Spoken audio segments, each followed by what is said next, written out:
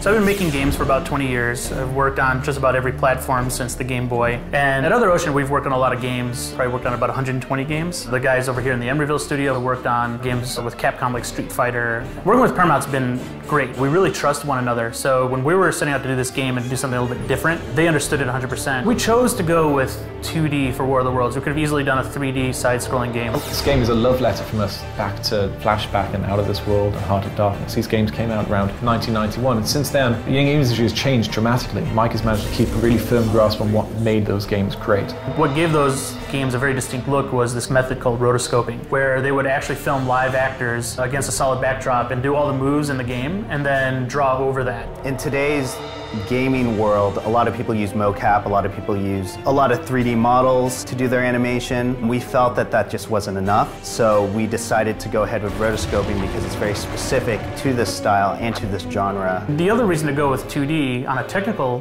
note is that we can throw a lot at the screen. Like the 360 and the PS3 particularly are built to just, the processing itself can throw so many 2D objects at the screen that something you never would have seen before on, say, a Genesis or an old PC. We're using a parallax, which is an old school term to describe depth in a game, to like background elements move slower than foreground elements. Every single piece in the game needs to be placed very specifically. It needs to be given a sort value and a parallax value. Where in 3D games, you just place them in the scene and the engine does it all for you. And our game has about 250 layers of parallax at our disposal, and a lot of the older games would have about 4, maybe 3.